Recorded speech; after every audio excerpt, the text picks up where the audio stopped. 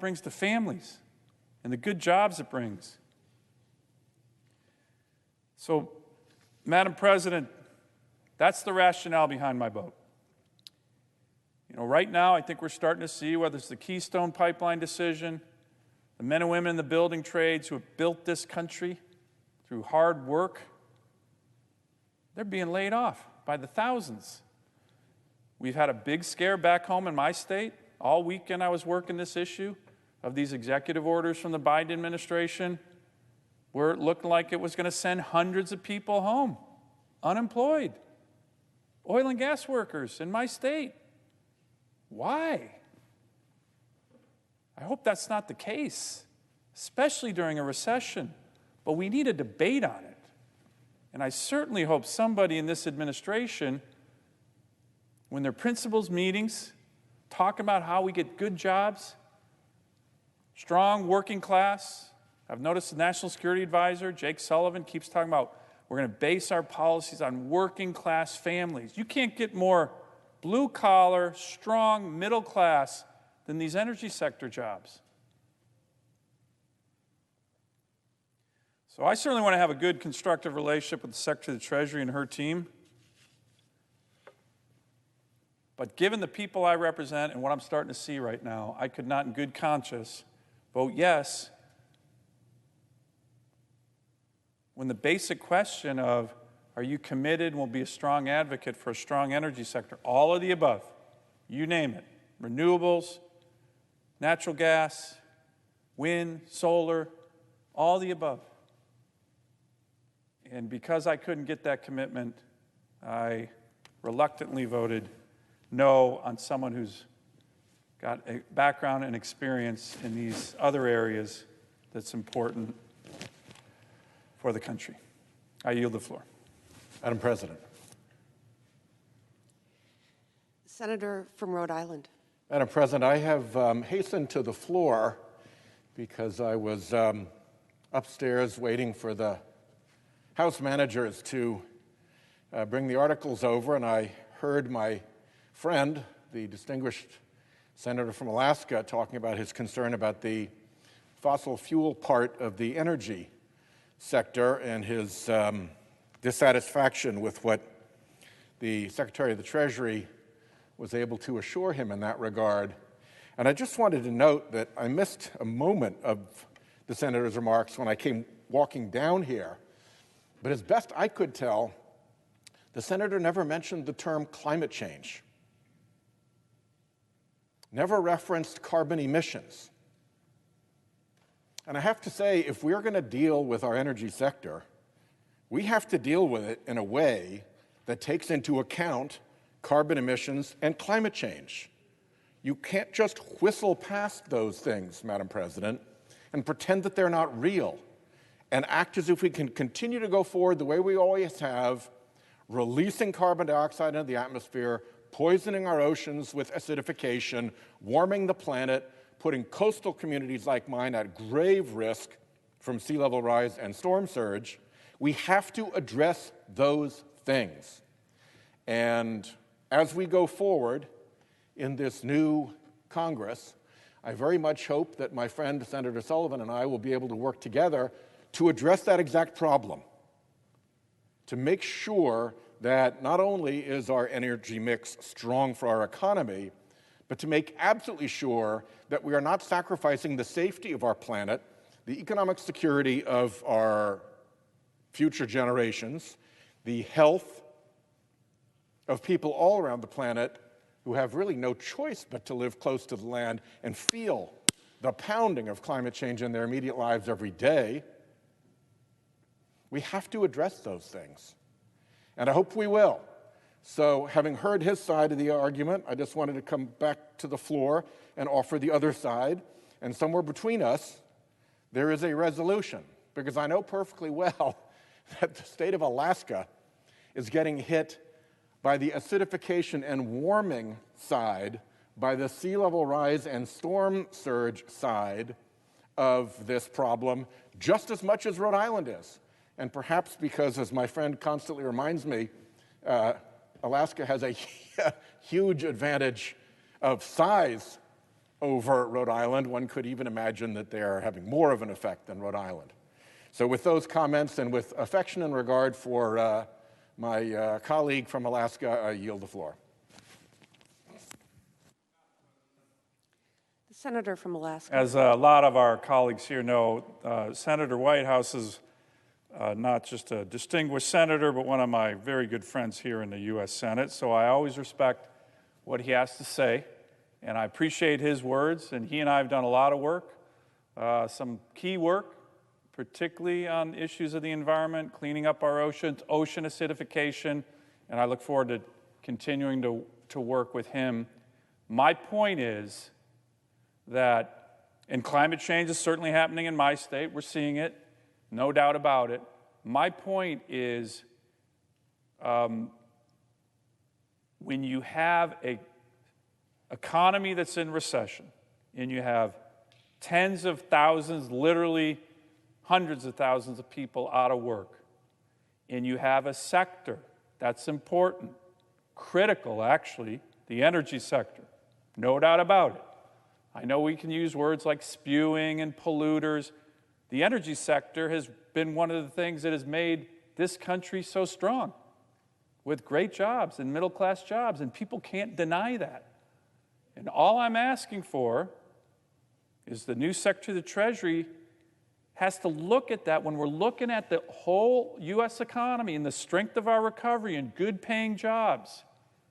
That has to be taken into account. And what I worry is that it's not, and we need a debate. And I would welcome it with my good friend on what is the strategy.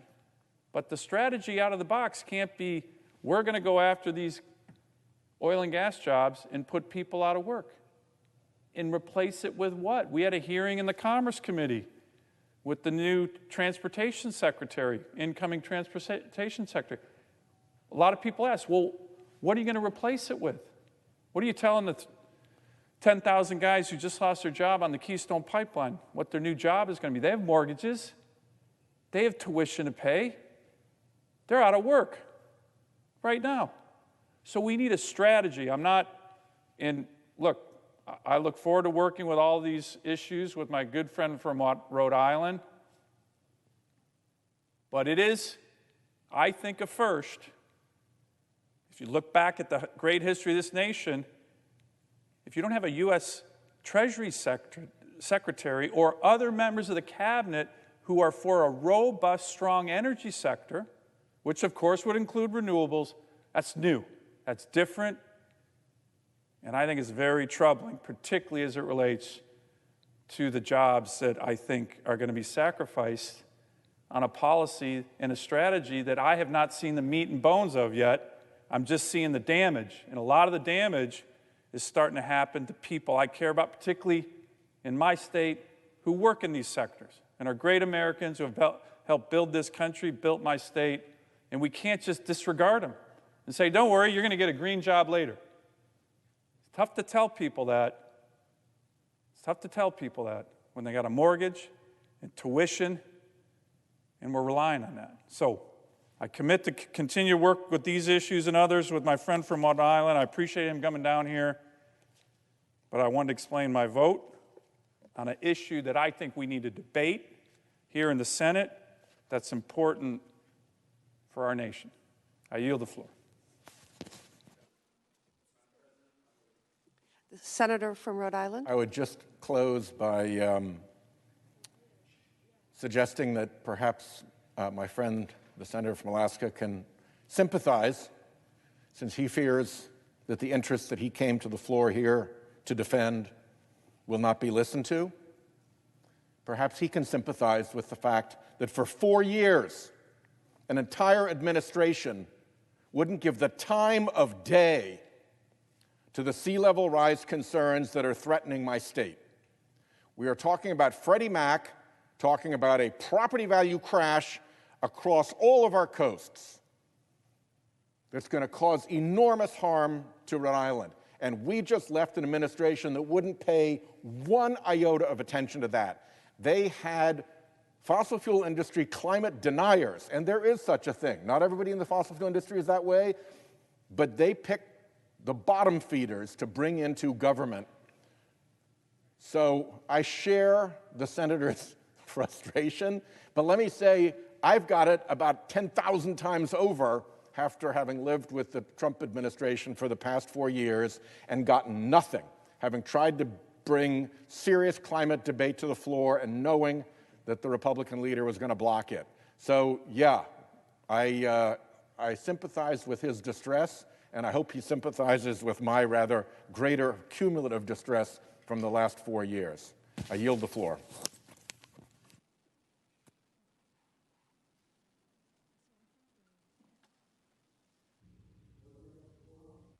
The clerk will call the roll.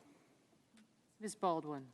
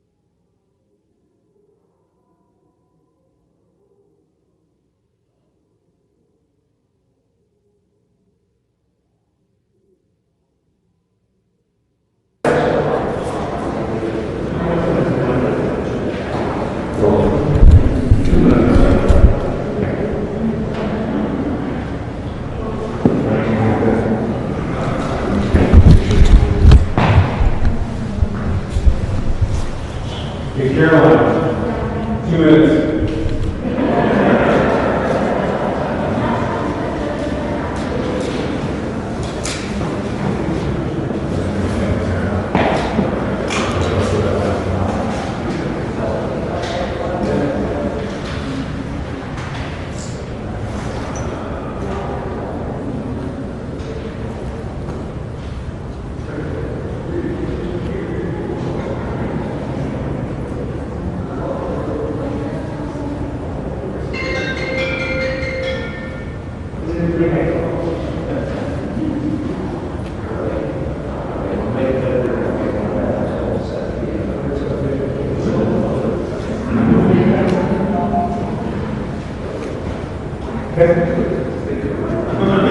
Don't do us off, man.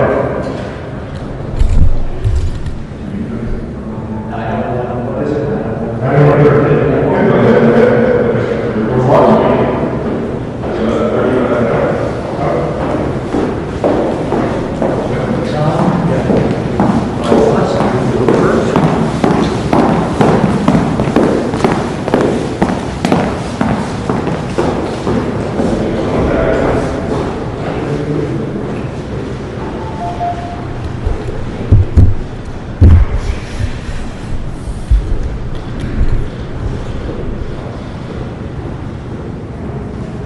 Five, four, three, two, one.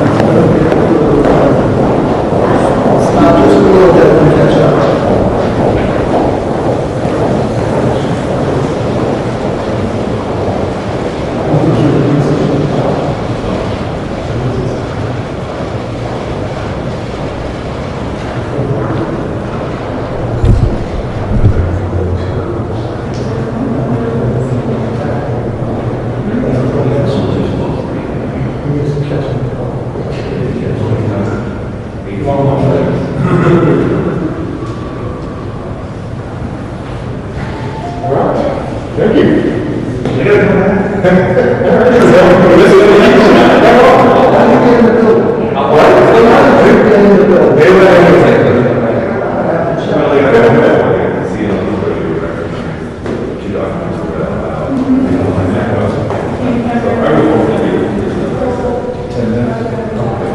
Yeah. So you put a really kind of formal procession coming back through.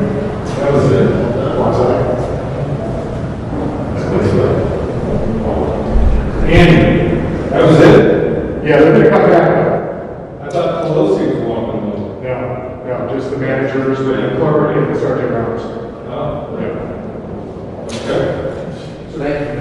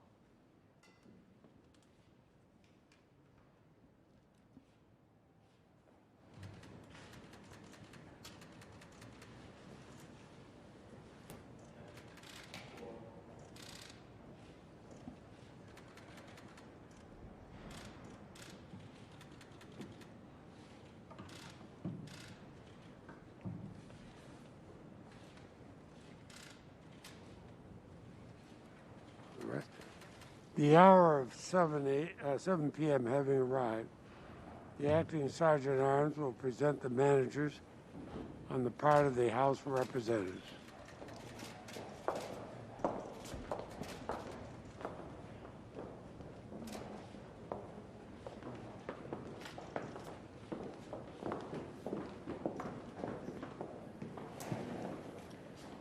Mr. President and members of the Senate, I announce the presence of the managers on the part of the House of Representatives to conduct proceedings on behalf of the House concerning the impeachment of Donald John Trump, former President of the United States. The managers on the part of the House will be received and escorted to the well of the Senate.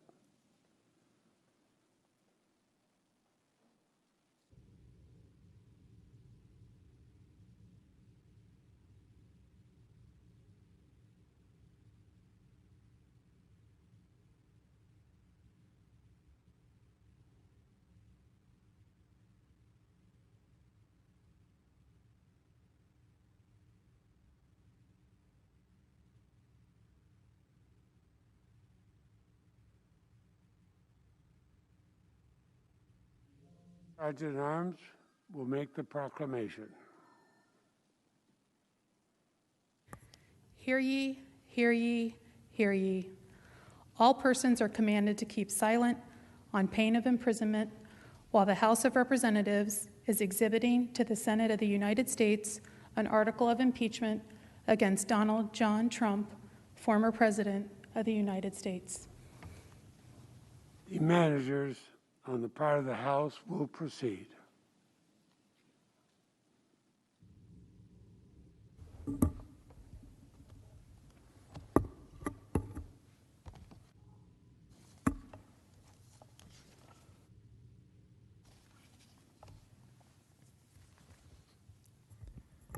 Mr. President, the managers on the part of the House of Representatives are here and present and ready to present the article of impeachment which has been preferred by the House of Representatives against Donald John Trump, former President of the United States. The House adopted the following resolution, which with the permission of the Senate, I will read. House Resolution 40 in the House of Representatives, United States, January 13th, 2021, resolved that Mr. Raskin, Ms. DeGette, Mr. Cicilline, Mr. Castro of Texas, Mr. Swalwell, Mr. Liu, Ms. Plaskett, Mr. Neguse, and Ms. Dean are appointed managers to conduct the impeachment trial against Donald John Trump, President of the United States, that a message be sent to the Senate to inform the Senate of the appointments, and that the managers so appointed may, in connection with the preparation and the conduct of the trial, exhibit the article of impeachment to the Senate and take all other actions necessary, which may include the following: employing legal, clerical, and other necessary assistance, and incurring such other expenses as may be necessary to be paid from amounts available to the Committee on the Judiciary under applicable expense resolutions or from the applicable accounts of the House of Representatives. 2, sending for persons and papers and filing with the Secretary of the Senate on the part of the House of Representatives any pleadings in conjunction with or subsequent to the exhibition of the articles of impeachment that the managers consider necessary. Nancy Pelosi, Speaker of the House of Representatives. With the permission of the Senate, I will now read the article of impeachment. House Resolution 24 in the House of Representatives, United States, January 13th, 2021. Resolved that Donald John Trump, President of the United States, is impeached for high crimes and misdemeanors, and that the following article of impeachment be exhibited to the United States Senate. Article of impeachment exhibited by the House of Representatives of the United States of America in the name of itself and of the people of the United States of America against Donald John Trump, President of the United States of America, in maintenance and support of its impeachment against him for high crimes and misdemeanors. Article 1, incitement of insurrection.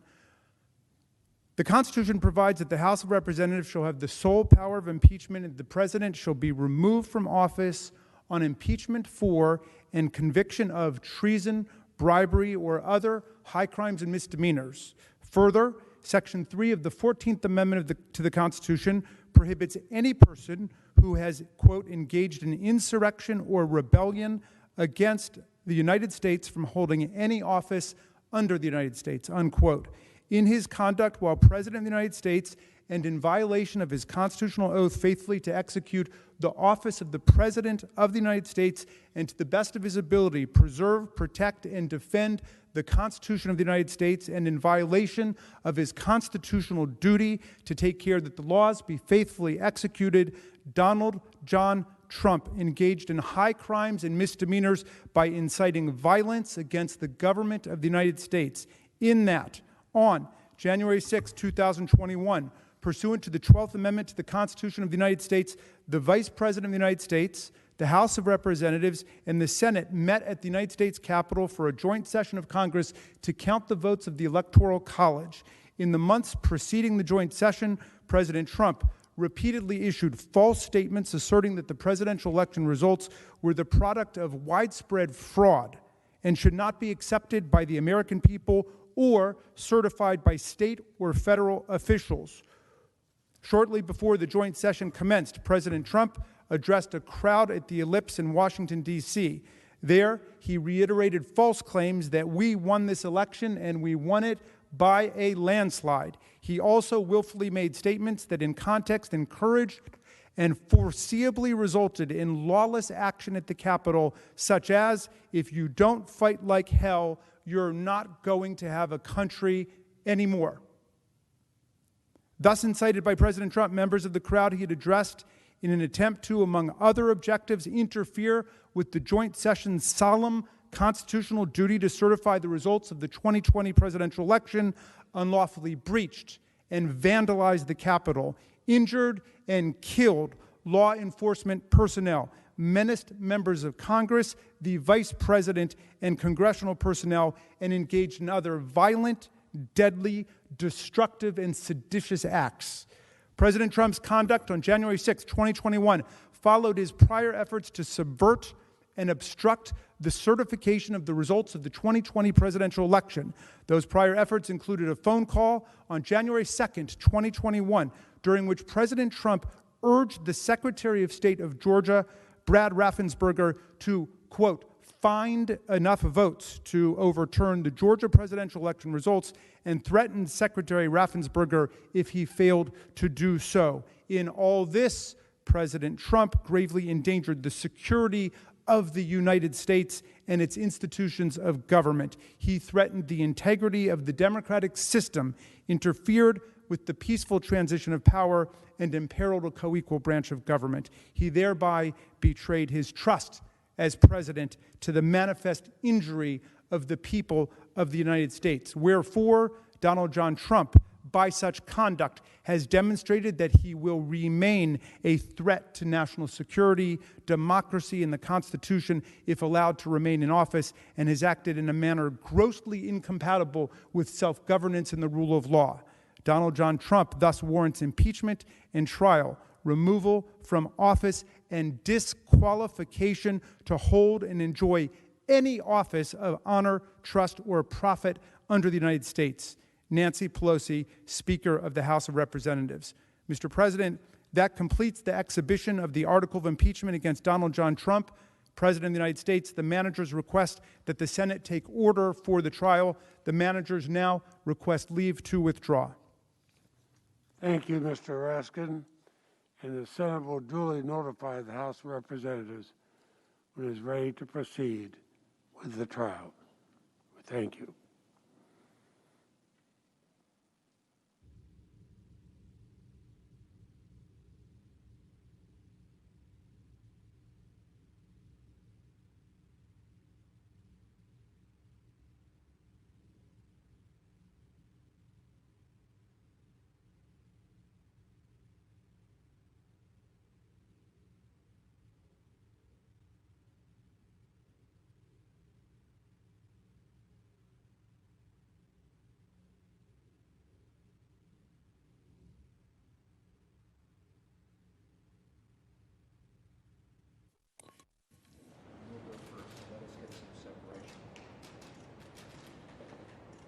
Call the roll. Ms. Baldwin.